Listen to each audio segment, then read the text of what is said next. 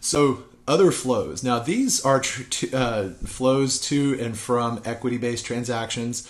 Where we would find these, remember the moments in time were on the balance sheet. Where we would find these is on the statement of stockholders' equity.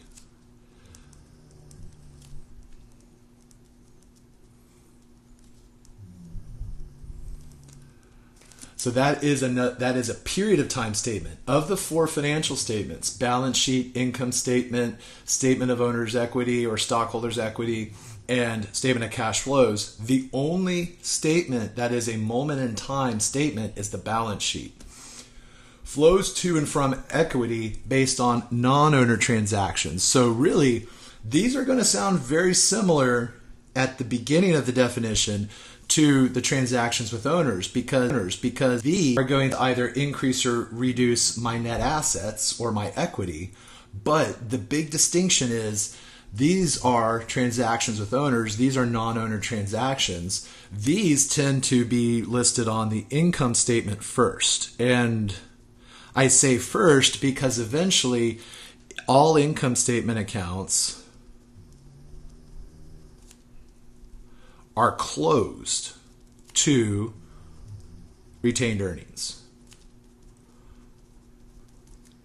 So income statement, all these are closed. Then we get into retained earnings.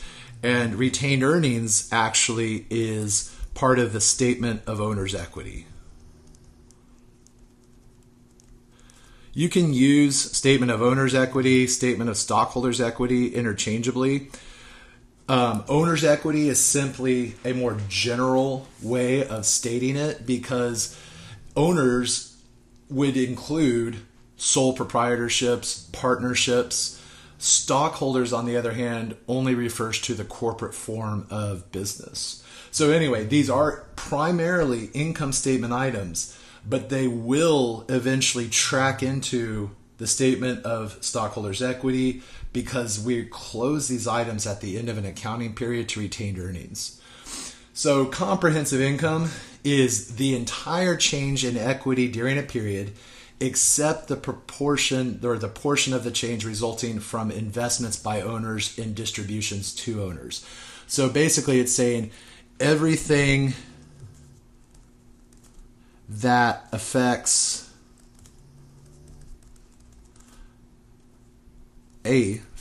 equity except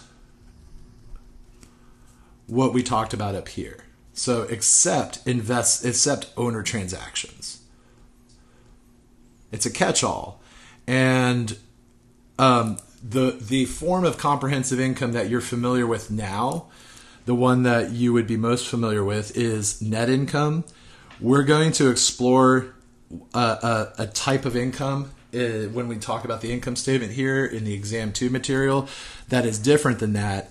It includes a few more items, and so we add and subtract more items, and we'll identify those items later. And then we get comprehensive income. And so that ties obviously directly into this element. But this is an income statement in total. Net income plus or minus, we take revenues, we subtract expenses, we add gains, we subtract losses. That gives us the net income you're familiar with. Then we add or subtract a few more items that represent advanced transactions, and that gives us a new stopping point for income, which is called comprehensive income. Just so you know, you don't have to know exactly what that is just yet. Net income is sufficient at this time.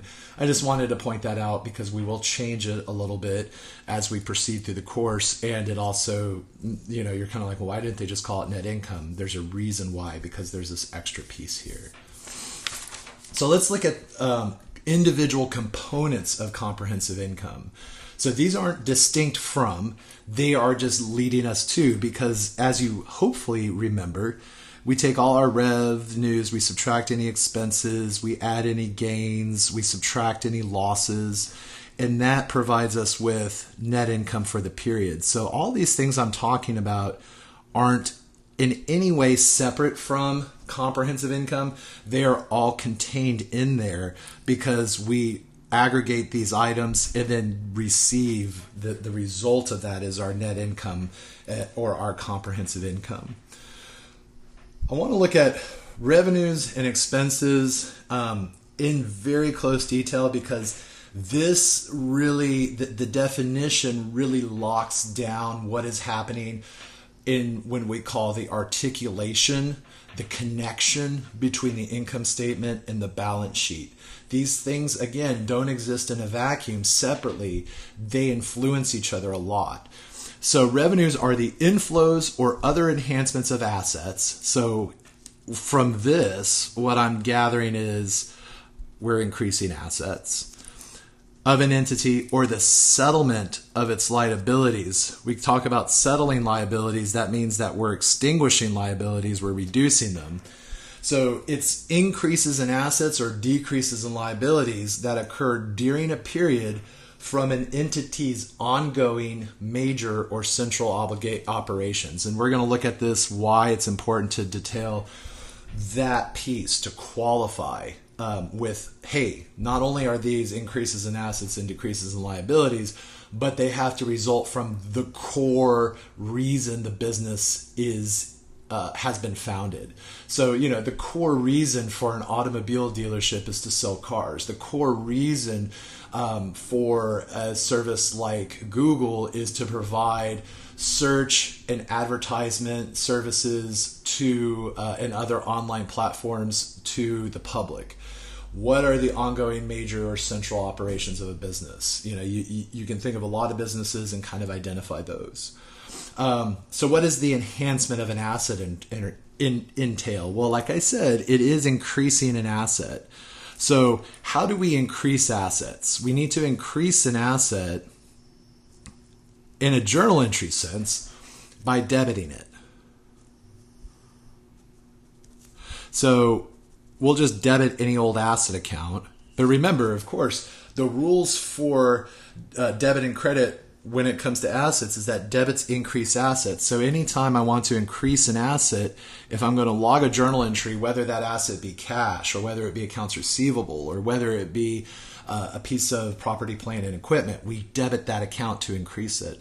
Now this is where the definition of revenues comes in, because we need some sort of offset to the debit here in order for the double entry to work. And in order for the double entry to work in this case, what we do is we credit the revenue account. So this is why we say, hey, we recognize a revenue, or revenues are defined as an increase to assets. Well, what do revenues affect? They affect net income on an income statement, right? Any revenues we add in are a positive influence on the underlying outcome of the net income number. Settlement of a liability is similar. So if we're decreasing liabilities, well, how do we decrease liabilities in a journal entry sense? We decrease them by debiting a liability account, whether that be an account payable or wages payable, a bond. We debit those items. And again, we're left with a hanging credit that we need to fill. And in this case, again, it would be our revenue account.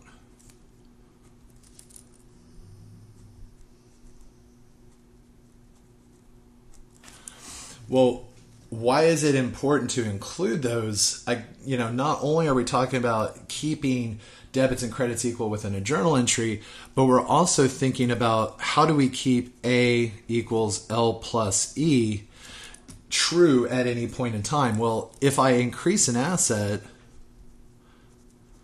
then something has to give, right? I need to have a balance somewhere. I might increase in an asset and also decrease a different asset. Well, then in that case, the two offset and we still have liability, assets equals liabilities plus equity. But that's not what's going on here. We're increasing an asset and increasing net income. So we have an increase in an asset, but how does that then enter into my equation here to maintain balance? I have to have something else happen. If it's not a decrease in an asset that perfectly offsets the increase, for example, I buy in this case up here, I would buy a $30,000 piece of property, plant, and equipment, which increases my property, plant, and equipment. And then I paid cash, let's say. So then I decreased the cash amount by the same amount that I recorded the equipment at. I have a perfectly equal and opposite effect to assets. But in this case, I don't.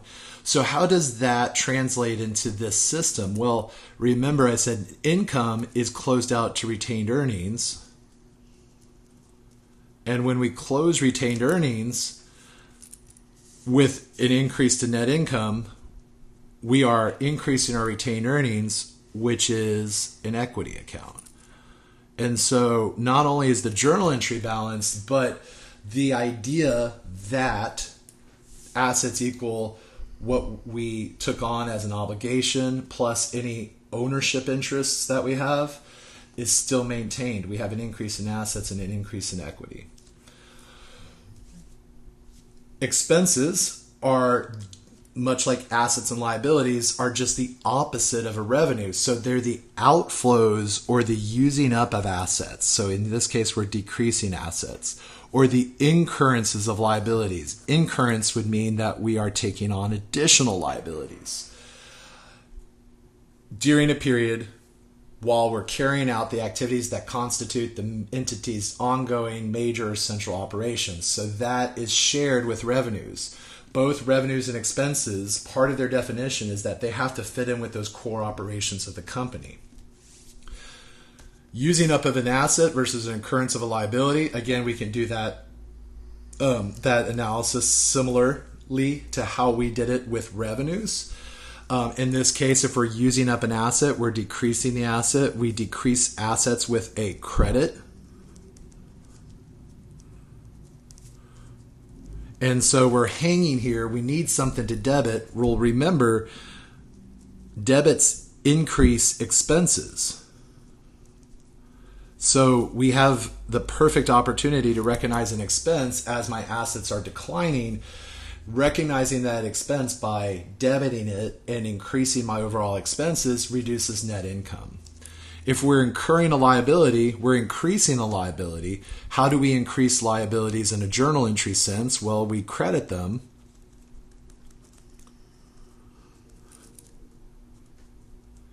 And what do we recognize as our missing piece? Again, it would be a debit to the expense. We're recognizing the expense. We're increasing the expense with a debit.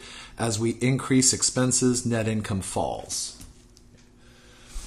So, similar, right, in terms of being the ongoing major or central operations, but other than that, they are mirror images of each other, right? The using up of an asset versus the enhancement of an asset, the incurrence of a liability versus the settlement of a liability. Use those similarities and differences to map things out in your head in an easier way, right? You don't have to memorize the definition for both of these as distinct items. You can remember how they're related, how they're similar, and how they're different, so that when you know one, you just reverse all the rules for the other. Now, gains and losses are the exact same thing as revenues and expenses. The only distinction is what I've underlined. Remember, both revenues and expenses are from the ongoing major or central operations, whereas gains and losses are from peripheral or incidental transactions. So what peripheral, remember, like peripheral vision, right? Peripheral means to the side of, not the core operations of an entity, but something that's offshooting, an unexpected consequence out here on the side. Incidental would also give that idea that it's not recurring time and again. It's just happening here and there. Oh, something that popped up, we had to take care of it, but that's not something that we concern our major ongoing central operations with. Well, in that case, we record a gain or a loss. But other than that, they are the exact same. They are increases in equity or net assets. And, we shorten this to say increases in equity. And you're like, well, wait, that doesn't say the inflow or enhancement of an asset or the settlement of a liability. No, it doesn't. But it basically says the same thing, because net assets or equity is A minus L. Well, how do we increase anything, how do we increase this number? Well, there's two ways to do it. We could either increase assets, and that would, increase the thing that we're subtracting from, or we could decrease the amount we're subtracting from the original amount. So it does say the same thing. It's just an alternate way of saying it. And I want you to familiarize yourself. Be mathematically able enough to just say, oh, okay, I see why, increases in equity is the same as an inflow of an asset or a settlement of a liability. Because not only is that exercising some mathematical logic in your head, but it's also really cementing the idea of net assets being equity. I'm going to drop again here, and then we'll pick up in the next video.